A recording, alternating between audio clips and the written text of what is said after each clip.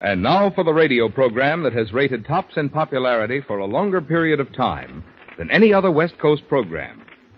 The mystery program that is unique among all mystery programs. And I'll tell you why. It's because you know who's guilty. You see his every move. You know his complete plans, even his innermost thoughts. Yet the final curtain always brings a startling surprise. In the Signal Oil program, The Whistler.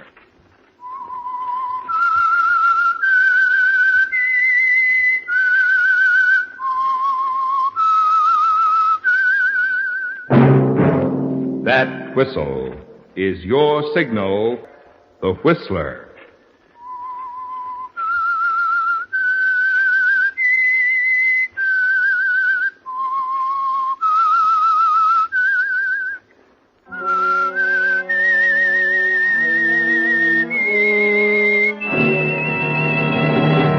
I am the Whistler, and I know many things, for I walk by night.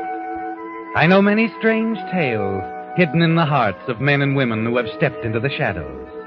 Yes, I know the nameless terrors of which they dare not speak.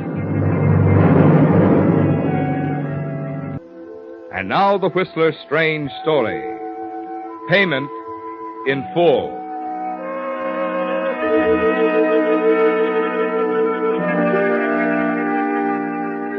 It had been a series of little things, in themselves insignificant, but gradually they had lighted a fuse in John Chapman's mind, touching off the entire sequence of events. Gloria, of course, had been at the center. All through his most recent trial, John Chapman, the noted criminal lawyer, had been conscious of her presence there beside him, sensed her warm interest and admiration. But when at last the case was won, and they were alone again in his office, he was certain she was showing more than just the concern of a devoted secretary. You look so tired, Mr. Chapman. I think you should rest a while before you go home. Oh, thank you, Gloria. But my wife will be expecting me. Will she? Really? That's a strange thing to say. Oh, I'm sorry. I shouldn't have said anything. Just sit back a minute, Mr. Chapman. Forget this afternoon, the trial and everything. That's it. You're a wonderful girl, Gloria. Wonderful.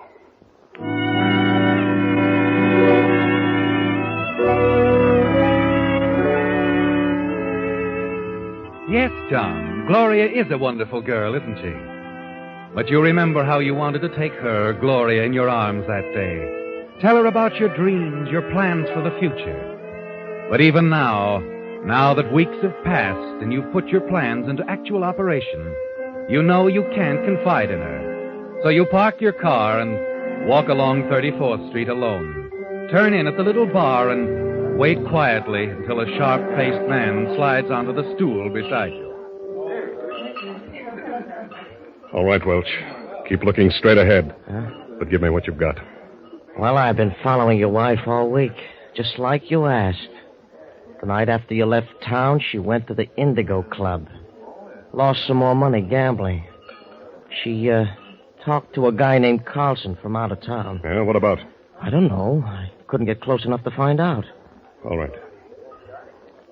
I'm interested in Paul Barnes. Yeah.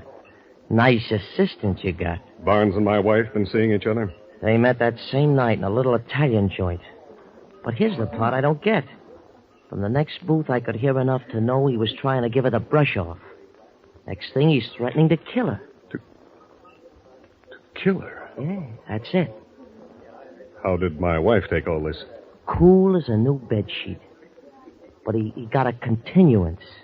Yeah, they're talking it all over again tonight. Yeah, where? You got a summer place up in Connecticut, huh? Connecticut. Yes, of course. You've done a good job, Welch. Yeah. What's the next stop? I'll worry about that. Unless I need you to testify. Testify? Barnes. And those murder threats. How do we know he won't try to carry them out sometime? I don't know. You answer that question. You're the lawyer.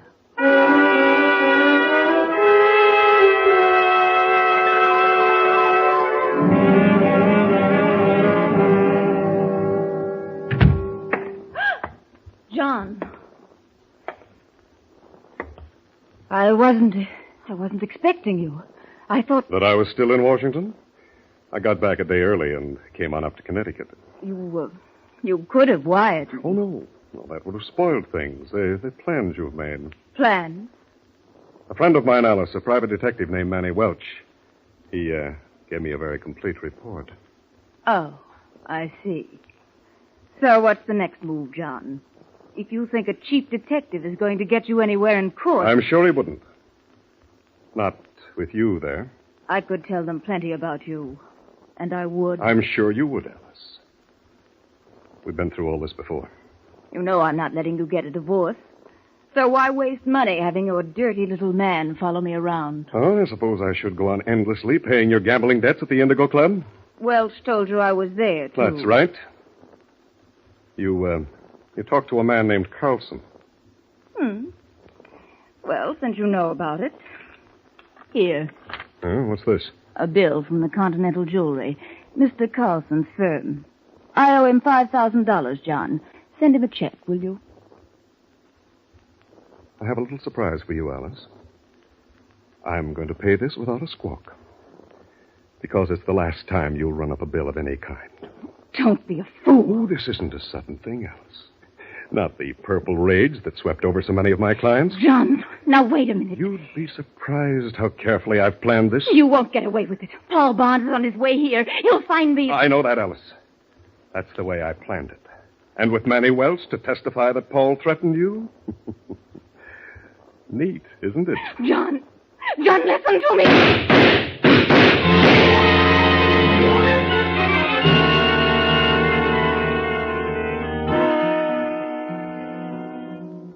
The drive back to Washington is long and lonely, but you don't mind it, because you've so many things to think about. Things like Gloria and your freedom from Alice. It's a simple matter in Washington to check out of your hotel the following morning. Simple, too, to pretend concern over Alice's whereabouts when you return to New York and check in at your office. Gloria, did you call the summer place again? My wife might have gone up there for some reason. I've tried all morning, Mr. Chapman. No? I think you should notify the police. But she... yes, perhaps you're right. I'll do it right away.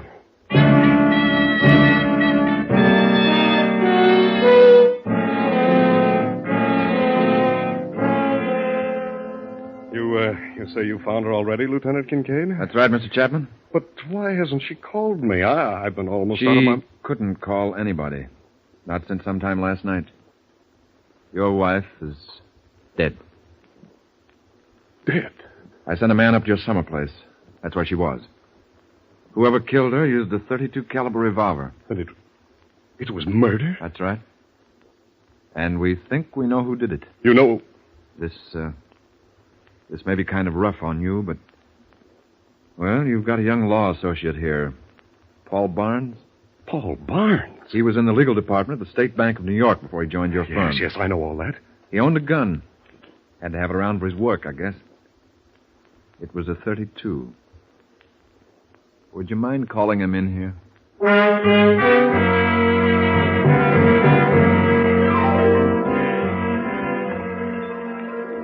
Now, what about that gun you bought, Barnes? Where is it? It disappeared from my apartment about a month ago. Oh, that's so? We might as well tell you we've checked your movements for the past few weeks. You've been seeing Mrs. Chapman. You were even heard threatening her life. That doesn't prove anything. I'm not through. You drove over to Connecticut last night. A gas station attendant there recognized the description. You saw her, didn't you? Yes, I saw her, but she was already dead. Oh? And you did nothing about reporting it to the police? Or her husband?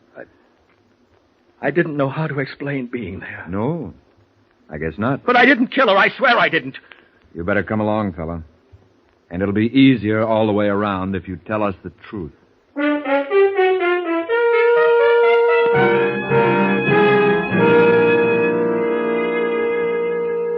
It's only a week after the funeral, John, that Lieutenant Kincaid and his men have gathered enough evidence to charge Paul Barnes with murder. You wait patiently, finally returning to your desk at the office and to Gloria. You know that it won't be too long before you can be open in your feelings toward her, because the way will be perfectly clear. I'm glad you decided to come back to work, Mr. Chapman. I've worried about you. But I think this is best. Yes, I suppose. You know, Gloria, now that it's all over, I realize more than ever that Alice and I should never have married. I understand. Do you? You've heard about... Her and Paul Barnes? Yes. I wouldn't have believed that. Oh, Alice wasn't a very nice person. She gambled, ran up debts. But Paul... Well, I gave him his first real break. It wasn't his fault, Mr. Chapman, I know. She made a fool of Paul. Mr. Chapman, do you think Paul has any chance of getting off? Oh, I don't know. I have a very strong case. Good motive. It seems she'd threatened to tell me about their seeing each other, get him thrown out of the office. I know Paul's innocent, Mr. Chapman, no matter what they say. Oh? And I blame her for everything. What happened doesn't change how I feel about Paul. How you feel about Paul? Gloria, you're not in love with him. Yes. It's something that happened just in the last few months. He was involved with her and was trying to get out of it. Oh, good Lord. Mr. Chapman, please. I know Paul didn't do this. Will you help him? You're the only one who can. Help him? Well, how, Gloria? You could defend him. Take his case. What? Please, Mr. Chapman. You've won cases that seem more hopeless. But Gloria, he's charged with the murder of my wife. I couldn't go into court. You wouldn't have to try the case yourself. You could get another lawyer to do that. But you could save him, Mr. Chapman. You could figure a way. I'm asking you to do this for me. All right, Gloria. I'll do everything I can to get him off.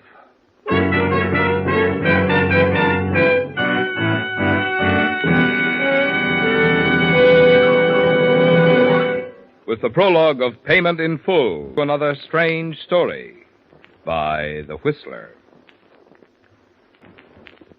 And now back to The Whistler.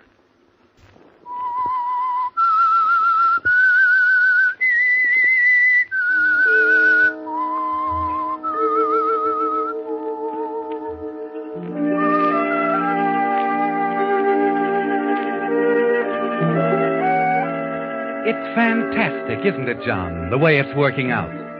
Your careful plan to fasten your wife's murder on Paul Barnes, his arrest, and now the shock of learning that Gloria is in love with him, that you'll lose her if you don't try to save him. You've got to make it look good, John, very good. And gradually it comes to you, exactly how to handle the case of the People versus Paul Barnes. And it all hinges around Manny Welch, the private detective you hired. Mr. Welch, you've heard the arresting officer, Lieutenant Kincaid, testify that you followed Paul Barnes for nearly a week. Under what circumstances were you hired to do this? She hired me, Mrs. Chapman. She was afraid Barnes would try to kill her. And on the night she was killed, Mr. Welch, she told you to come to that house where her body was later found? That's right. She was taking no chances. Will you tell the court exactly what you did when you arrived? Well, I was just pulling my car off the road when I heard the shots. I almost jumped through the windshield. Before I could get out of my car, I saw somebody hurrying away from the house. He had a gun. You're certain? Positive. Were you able to get a good look at him? Sure, he went right past the driveway light. And can you identify him positively? That's him right there, Paul Barnes. You're a witness, Mr. Stacy. It's amusing, isn't it, John? Watching the attorney you hired to defend Paul stride toward the witness chair. You've coached him very carefully, haven't you? As carefully as you coached Manny Welch. And they both play their parts well. So, Mr. Welch, you say that you went to that house, and before you could get out of your car, you heard shots. It happened before I could do anything. How many shots? Why, there were 2 shots. 2 shots? Then how do you account for the fact that 5 bullets were found in Alice Chapman's body? 5? You mean 5? What you heard could have been only the backfiring of a car somewhere on the road. Isn't that possible, Mr. Welch? Isn't it possible that when you discovered Alice Chapman was dead, you let your imagination run wild? Hey, it's possible, I guess, but You're doing a lot of guessing, aren't you? It was a dark, cloudy night. And I can prove, Mr. Welch, that driveway light by which you identified Paul Barnes was disconnected. Well, I'm almost positive there was a light, but... But come to think of it, you're not certain now, are you? Yes, but I don't know... You don't know! And yet, with the defendant's life at stake, you positively identified him. You didn't actually see Paul Barnes leaving that house, did you? Yes, I did. I saw a man. So now it's a man, any man.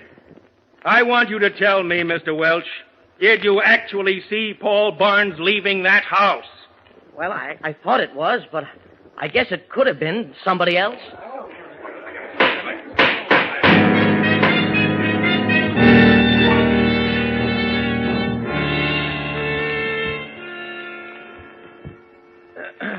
Ladies, gentlemen of the jury, have you reached a verdict? We have, Your Honor. We find the defendant, Paul Barnes, not guilty.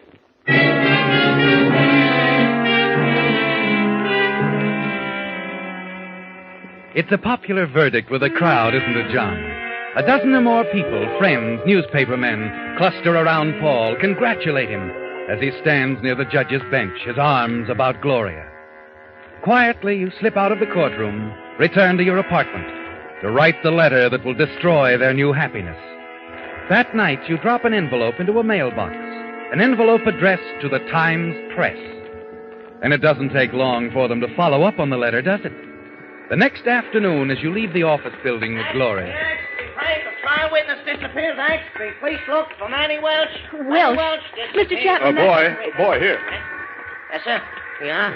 Thanks. We read all about it. Manny Welch. Mr. Chapman, what is it? Oh, good Lord. Why, this is ridiculous. They claim Manny Welch perjured himself in Paul's trial. They've got a warrant out for his arrest. No, I don't believe it. Paul's innocent.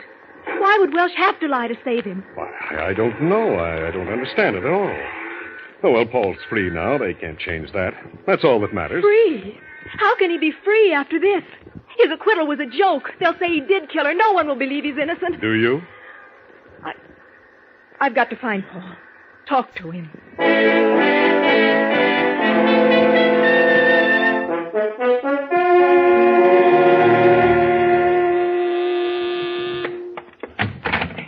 Let me in, Counselor. Welch, you fool. What's the idea of coming to my apartment?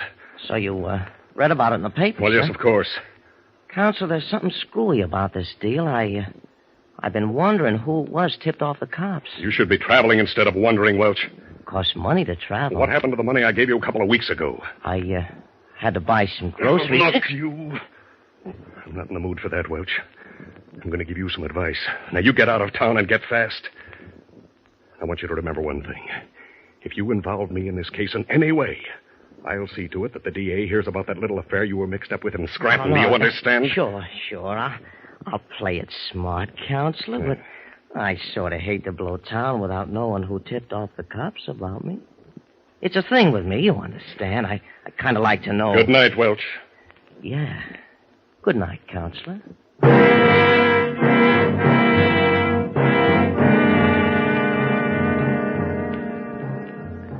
You're not really worried about Welch, are you? That he'll talk to the police. Tell them you planted him to wreck the case against Paul Barnes. No, you're confident Welch won't involve you in any way. Because he knows you could send him to prison for life. Your plan has worked out well, hasn't it, John? There's only one last hurdle now.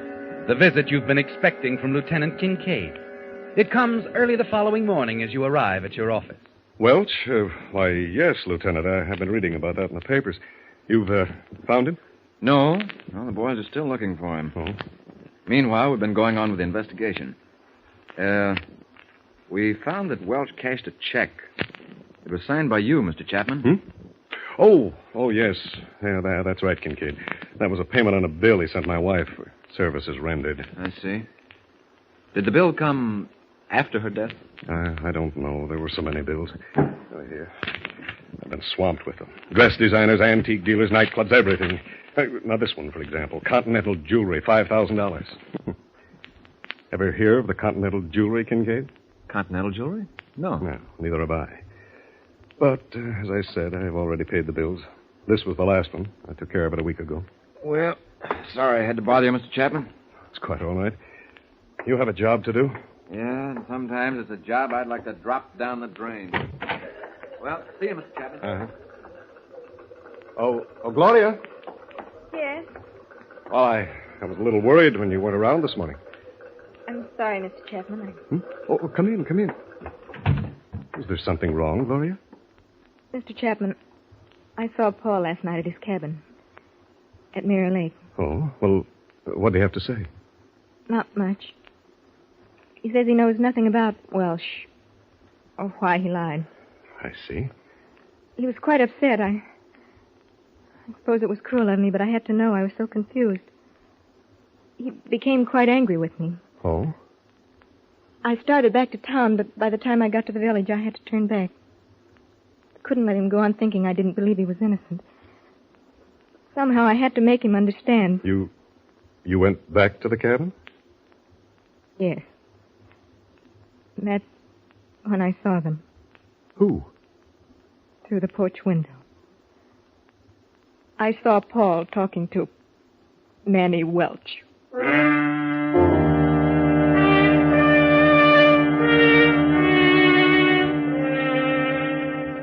Your plan wasn't so perfect after all, was it, John? You're certain that Welch has told Paul Barnes everything, the whole truth.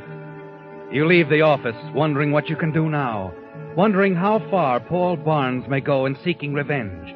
And then suddenly panic strikes as you hear footsteps behind you. Steady, relentless, keeping pace with you. You feel eyes on the back of your head. For the next 2 days, you hear the footsteps wherever you go. Paul Barnes is following you, isn't he? After what he's learned from Welch, he's going to kill you. Sleep is out of the question, work impossible. And then on the third night, still haunted by the idea that you're being followed, you decide you've got to get away.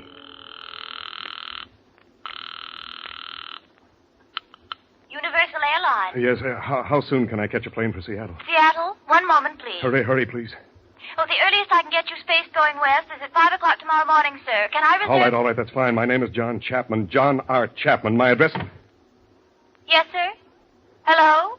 Hello? Suddenly, you drop the receiver into place. You're too late, aren't you, John? Someone has opened the outer door of your apartment. You're sure it's Paul Barnes. Now it's either your life or his. Hurriedly, you reach over, snap off the lights. And as the footsteps move toward you, you reach into the desk drawer for a gun. Then sit motionless in the dark, afraid even to breathe. Come in, Paul. I've been expecting you. Chapman? You're not Paul Barnes. Who are you?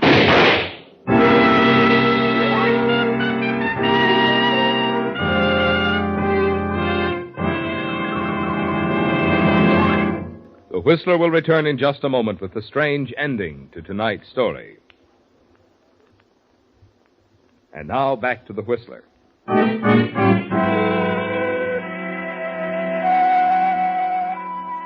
It was over now, settled in the harsh finality of sudden gunfire. And the group around the hospital bed was still, tense, waiting, staring at the dying figure before them. It was Lieutenant Kincaid who broke the silence. He leaned over, spoke softly and urgently. Look, fella, you're not going to last the night. You might as well tell us. Who was in on it with you? Was it Welch? No, I never heard of him. I told you, Lieutenant, I had nothing to do with that part of it. I'll talk to you later, Welch. You've got plenty to explain away. Come on, clear this up, will you? You're slipping away from us, fast. We'll have a report on your fingerprints in another hour, so you might as well tell us who you are. Okay. I'm Frankie Carlson, the guy that gets him. Only this time... Yeah. You killed Chapman, but he got you, too. Who hired you, Carlson? Who got you to kill John Chapman? Tell us. It was his wife.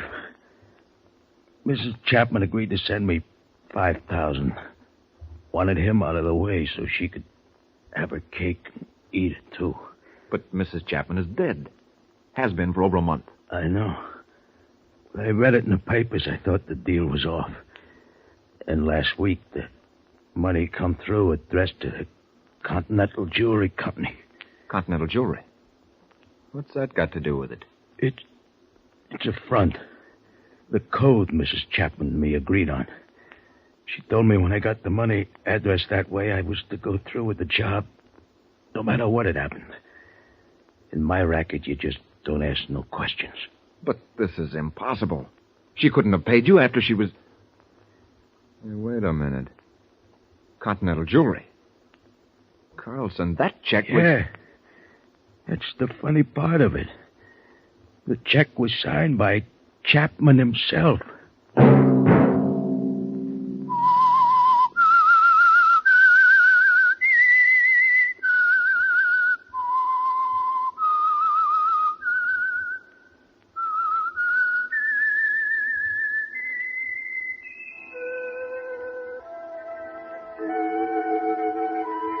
Let that whistle be your signal for the Whistler, each Wednesday night at this same time.